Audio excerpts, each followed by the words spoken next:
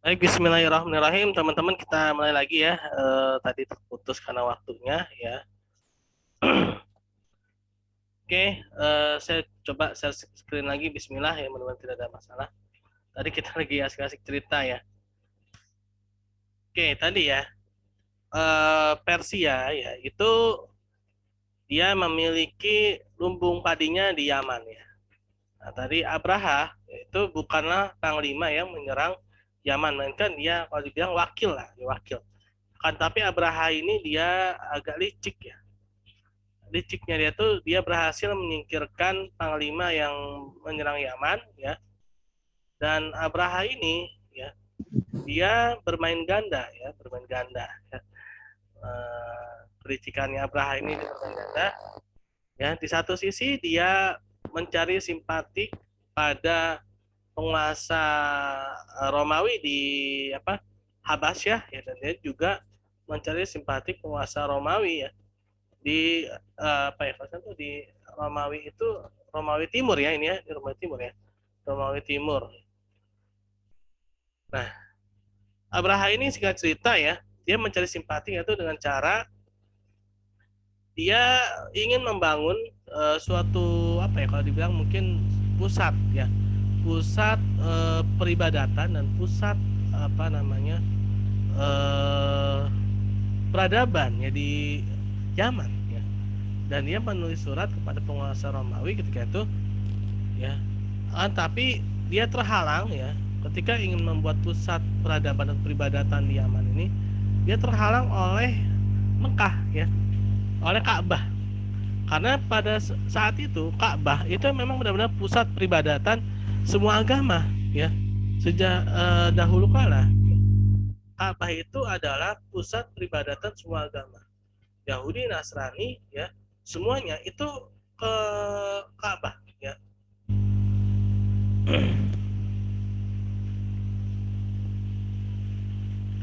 Nah, ketika itu Abraha ya, dia mengirimkan surat ya. Sekarang cerita Abraha mengatakan ya bahwa dia harus menghancurkan Ka'bah. Kenapa? Karena kalau masih ada Ka'bah, Yaman sebagai pusat peradaban dan peribadatan Romawi itu tidak bisa terbentuk, kan? Karena pasti larinya ke sana semua, ya. Pasti larinya ke Ka'bah semua. Nah, sekarang cerita akhirnya Abraha pun mendapatkan persetujuan dari apa Raja Romawi ketika itu dan memberikan bantuan, ya. Bahkan ada yang mengatakan tentaranya ini adalah tentara untuk menghancurkan Persia. Ya, kita bisa bayangkan ya. Ya, kita bayangkan ya perang antara misalnya antara Amerika dengan Uni Soviet. Ya. Pasti tentaranya luar biasa, pasti teknologinya pasti luar biasa. Ya. Nah, itulah yang dikerahkan ya Romawi ya, untuk menghancurkan Ka'bah. Ya. Untuk menghancurkan Ka'bah ketika itu. Ya kalau dulu ya tentara yang paling bagus, paling keren tuh kalau udah pakai gajah ya. Kenapa? Karena gajah itu kan hewan paling besar. Gajah itu hewan paling besar. Jadi kalau udah pakai yang paling gede gitu ya, udah canggih deh pokoknya ya. Kalau bahasa kita ya, sudah istilahnya tuh ya dia sudah sangat-sangat modern lah kalau udah pakai gajah ya. Nah, ketika itu ya, sekarang cerita Abraha pun ingin menyerang Ka'bah, dan ketika itu Abraha bukan berarti apa ya mulus gitu saja ya. Ya beberapa kabilah-kabilah dan beberapa kaum-kaum yang lain pun sebenarnya juga sudah mulai melakukan penyerangan-penyerangan. Tapi kadang kalah teknologi ya. Kalau misalnya kita tuh mungkin sekarang kalah teknologi lah ya. Ya mereka kalah karena mereka punya gajah gitu kan, punya gajah. Dan ini tentara yang paling ditakuti kan, karena gajah itu hewan yang paling besar ya, memang ya, dan paling bisa diarahkan ya. Nah, akhirnya Abraha pun terus melakukan ya penyerangan ke Ka'bah. Sampai akhirnya Abraha pun juga sempat mengambil ya, istilahnya apa ya, merampok lah ya, merampok domba-domba milik Abdul Muthalib ya.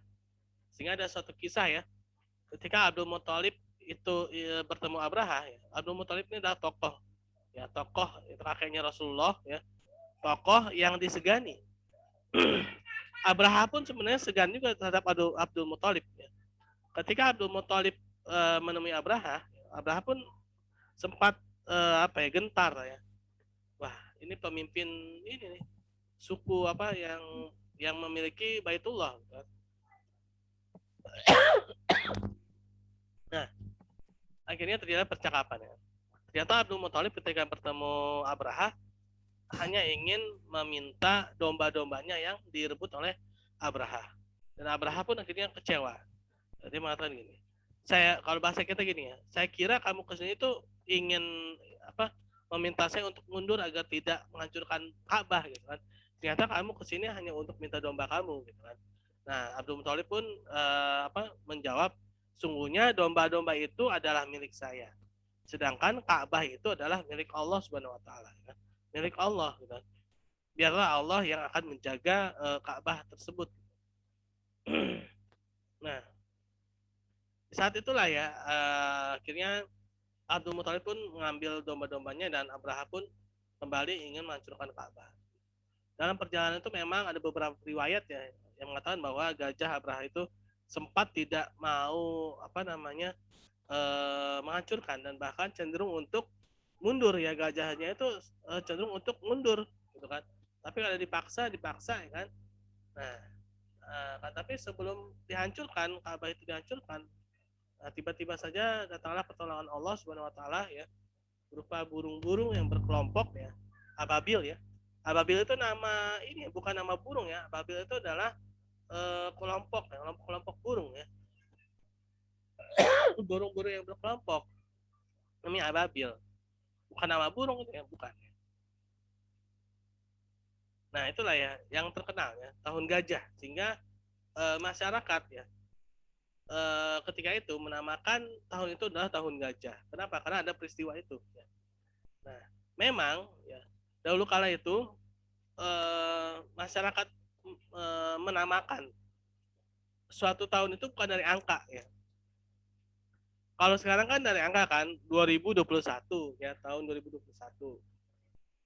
Lalu kalau hijriahnya 1443 ya kan, dari angka-angka ya. Dan angka itu pun juga dihitung dari suatu peristiwa, kan, suatu peristiwa ya. Nah, ketika itu masyarakat ya menamakan tahun itu adalah tahun gajah. Jadi kalau misalkan mereka mau memberikan angka, mungkin mereka kasih angka tahun pertama ya, tahun pertama setelah penyerangan tentara gajah atau tahun pertama gajah gitu ya. Satuannya gajah ya. Kan ada kalau mereka mau menamakan mungkin ya. Tapi kalau tidak ya itu terserah ya. Ya memang dari peristiwa-peristiwa mereka menamakan tahun ya. Kalau sekarang kan kita cenderung pada angka kan. Angka pun juga sebenarnya itu dari peristiwa kan. Contoh seperti hijriah ya. Contoh seperti hijriah itu kan dari peristiwa hijrahnya Rasulullah SAW ke Madinah kan. Nah itu ya. Jadi kejadian-kejadian menjelang lahirnya Rasulullah SAW ya. Nah ini cukup panjang ya. Nah oke. Ada kejadian lain yaitu ada beberapa riwayat yang mengatakan bahwa ya, Rasulullah ketika masa lahirnya ya, ibunya ya Aminah bermimpi ya diterangi oleh cahaya yang sangat terang sekali dari langit ya. Nah, selain itu juga ada beberapa peristiwa lain yang menggemparkan ketika Rasulullah lahir, yaitu padamnya api Majusi ya. Orang Majusi itu menyembah api ya. Tiba-tiba saja apinya padam. Lalu istana-istana Persia dan Romawi runtuh ya, roboh ya. Nah itu adalah beberapa peristiwa-peristiwa yang terjadi. Nah ini adalah nasab Nabi Muhammad SAW yang ketika lahir. Rasulullah SAW ini adalah anak dari Abdullah. Abdullah adalah anak terakhir ya, dari Abdul Muthalib. Ya, Abdul Muthalib ini adalah keturunan dari Adnan ya, Adnan. Dan sampai seterusnya ya, teman-teman bisa lihat di buku-buku sirah ya.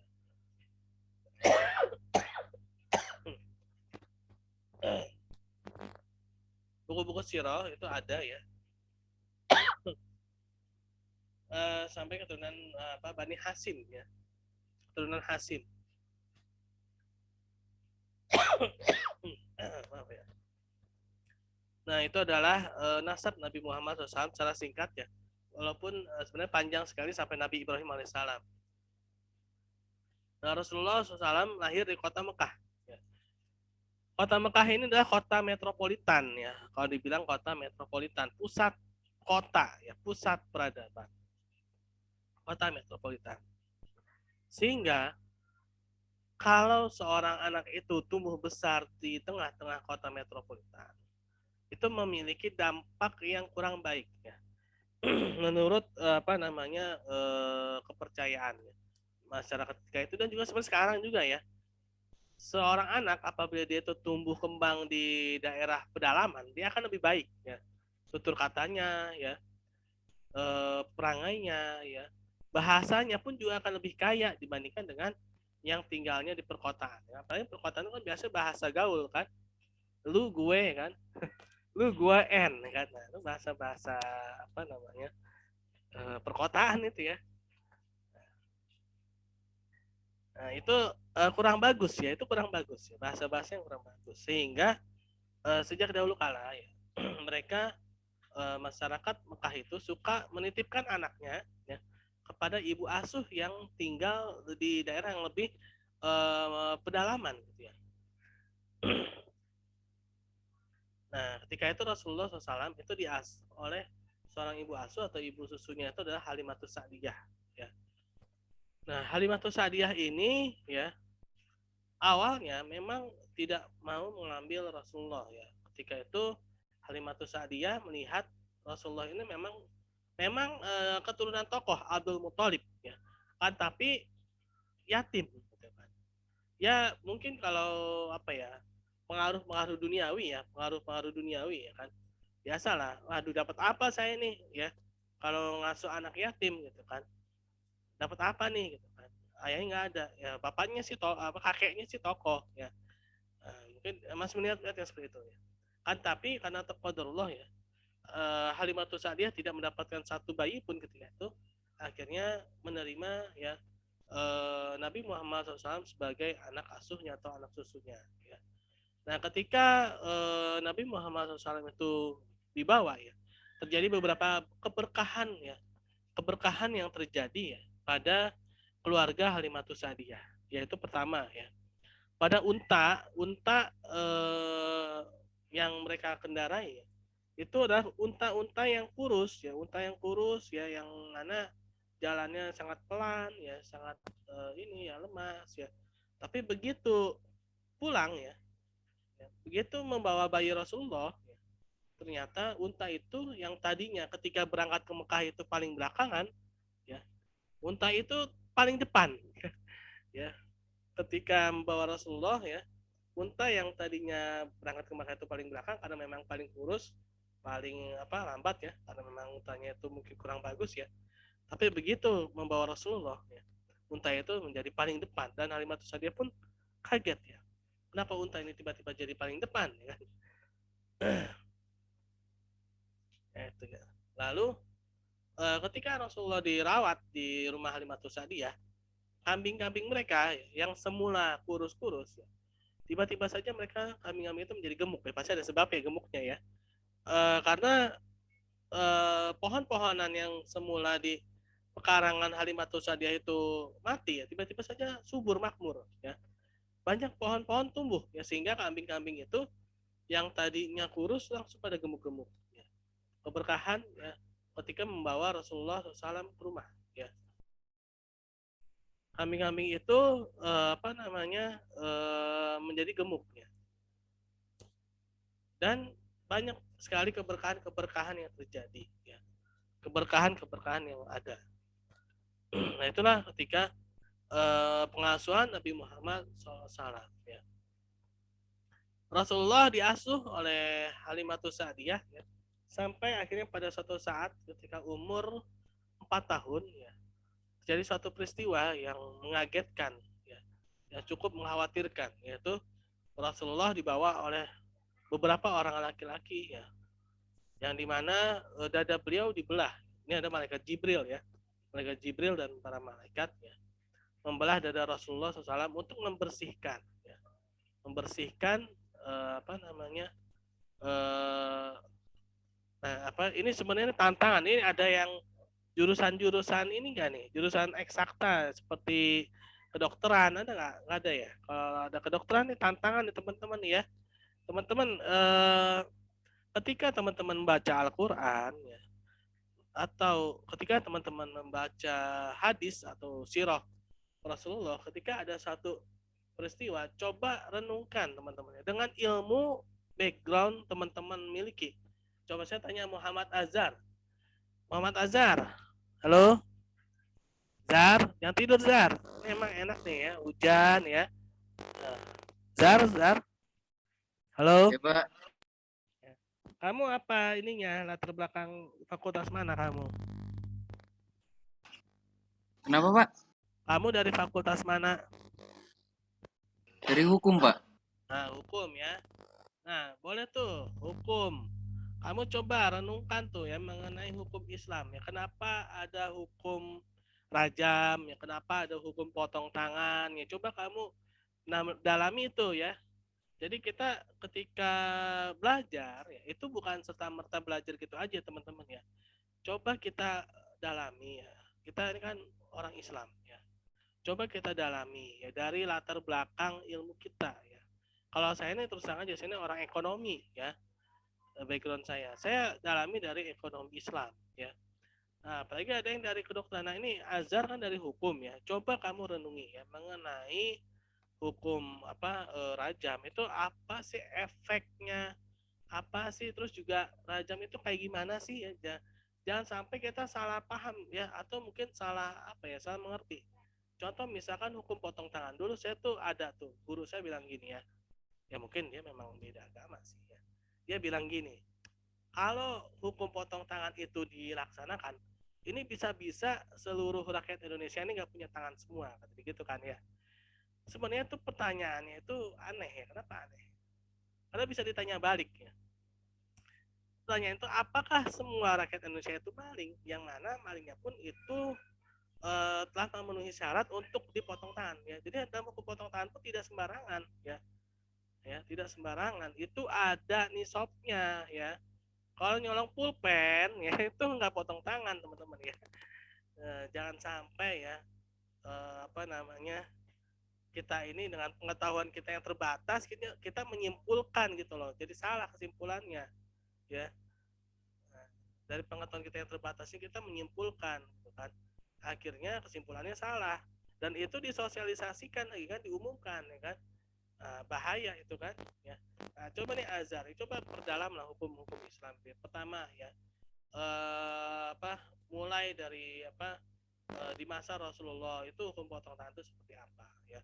Di masa para sahabat tuh ada tuh di zamannya Umar bin Khattab radhiyallahu anhu, itu ada seorang pencuri, ternyata dia mencuri bukan bukan hanya untuk mencuri untuk apa ya, kalau dibilang sekarang mungkin korupsi ya.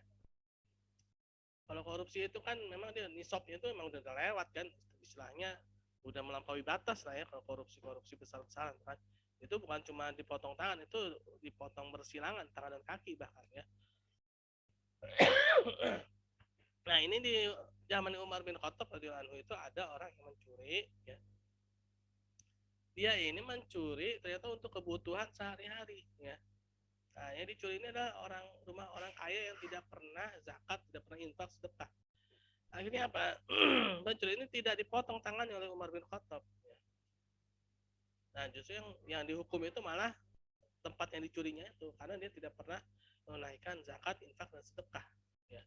Nah, jadi ada kaidahnya nih ya, dalam hukum ini ada kaidahnya. Hukum itu bisa batal ketika dia tidak mencapai tujuan hukum. Ya, Azhar ya. Hukum potong tangan itu sebenarnya buat apa sih? Ini kan agar orang yang melampaui apa, misalnya melampaui batas di dalam harta, ini kan dalam masa distribusi harta kan. Tujuan itu kan agar orang itu berzakat kan, orang itu takut gitu loh ya, tidak mengambil hak orang lain gitu kan dalam hukum potong tangan kan, intinya di situ kan. Jadi ketika apa ya korupsi itu kan jadi tidak sampai menjalar kemana-mana gitu kan. Ketika ada satu orang kena hukuman, pasti yang lain akan takut, ya kan? Yang lain pasti akan takut. Nah, ya minimal ya mereka nggak akan terang-terangan lah, ya kan? Kalau sekarang kan ya luar biasa kan. Nah, ya itu salah satu contoh aja ya dalam ilmu hukum ya, dalam ilmu hukum. Belum lagi dari sudut pandang ilmu-ilmu yang lain. Nah ini kita sebagai orang Islam ini ya cobalah ya kita ini orang Islam itu loh ya. Coba dalami keislaman kita dari minimal dari latar belakang pendidikan kita. Para ulama kita, ya ulama salafus saleh itu penguasaan ilmunya tuh bukan cuma satu ilmu ya, walaupun mungkin ada satu saja yang menonjol ya. Contoh misalkan eh, contoh misalkan Ibnu Sina ya, dia itu menonjol dalam ilmu kedokteran, tapi dia banyak ilmu-ilmu yang lain yang dikuasai ya. Nah itu apa namanya adalah ilmu-ilmu yang ada ya. Nah jadi teman-teman ya eh, cobalah ya teman-teman ya. Ini mungkin tugas ya, ini jadi tugas ya. Tugas teman-teman ya, coba dalami ya ilmu-ilmu yang teman-teman miliki. Misalkan yang dari Fakultas Hukum tadi Azhar ya contohnya, coba Azhar dalami ya hukum Islam ya dari kacamata hukum positif ya. Dan juga coba lihatnya bukan cuma dari apa ya tadi, coba hukum potong tangan lihat dari sisi sejarahnya ya, coba dari sisi apanya gitu ya, kalau cukup mengerti lah ya. Nah sehingga kita sebagai orang Islam itu tahu gitu loh ya. Jadi seperti itu ya teman-teman ya. Nah itu ya contoh salah satunya ya. Jadi kemana-mana ya. Nah ini saya tadi mau tentang ilmu biologi sebenarnya nih, ilmu kedokteran nih ya, pembelahan dada Rasulullah SAW ya. Ini dilihat dari sudut pandang ilmu kedokteran ya kan. Apakah ada yang benar ada sisi tempat gelap yang itu ada tempatnya setan bersemayam. Ya. Kenapa Rasulullah SAW ini dadanya dibelah? Karena ada tempat-tempat di dalam dada manusia ini. Ini adalah tempatnya setan bersembunyi sehingga manusia itu memiliki apa istilahnya ya, keinginan ya, untuk melakukan suatu kejahatan ya. Karena ada tempat setannya di situ. Nah, coba nih yang ilmu biologi atau ilmu kedokteran nih, coba telusuri ya. Nah, coba telusuri ini harusnya tantangan nih ya. Ini tantangan nih ya. Jadi ketika kita belajar Islam ini bukan cuma sekadar baca terus lewat, bukan ya. Coba ya renungi ya. Coba direnungi.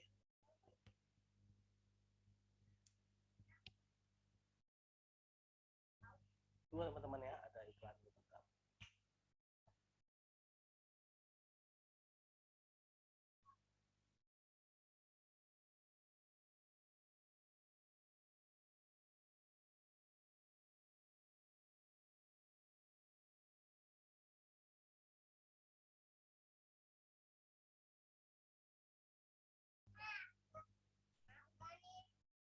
Oke teman-teman ya itu ya.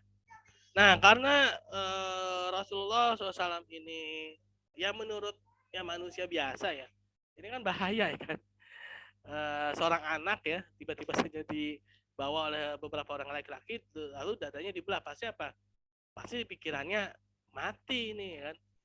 Sampai teman-temannya itu berteriak Muhammad lah mati gitu kan.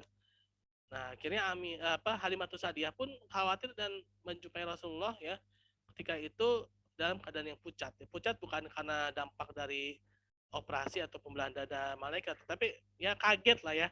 Ya namanya anak-anak ya kan. Ketika ada suatu peristiwa kaget pasti pucat ya kan. Dijumpai pucat dan akhirnya karena khawatir ya Halimatus Sa'diyah pun akhirnya mengembalikan Nabi Muhammad SAW kepada ibunya yaitu Ibunda Aminah ya. Nah, lalu Rasulullah pun dirawat oleh ibunya sampai umur 6 tahun ya. Ketika ibunya Aminah ya, Ibunda Aminah ini ingin ziarah ke makam ayahnya yaitu Abdullah ya di Yasrib ya, di kota Abwa ya. Jadi Madinah itu dulunya adalah kota panas ya. Kota yang sangat panas. Dan panas itu lebih panas daripada Mekah. Kalau sekarang kan Madinah dingin ya. Dan dinginnya itu melebihi Mekah ya. Nah dulunya tuh Yasrib itu panas.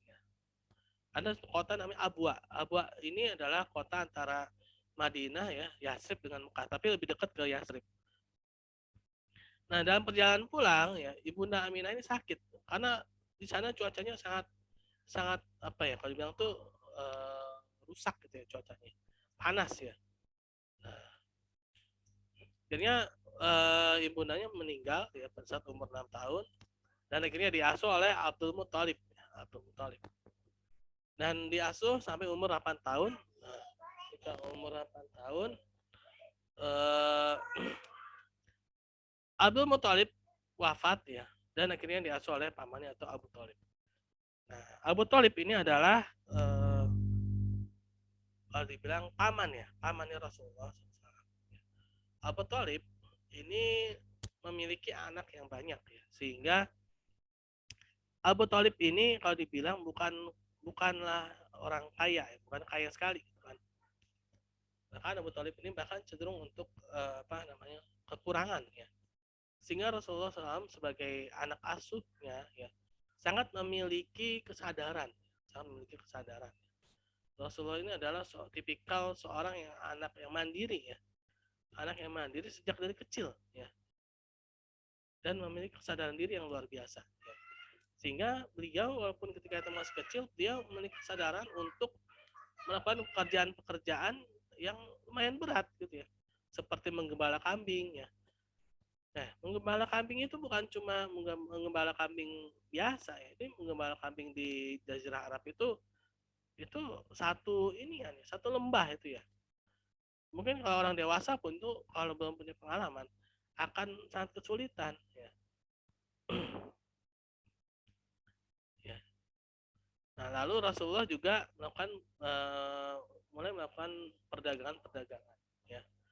Melakukan perdagangan-perdagangan. Oh ya teman-teman, saya mohon izin dulu sebentar ya. Nanti kita mulai lagi ya. Tunggu bentar jangan pada live ya. Saya mau ke belakang bentar ya.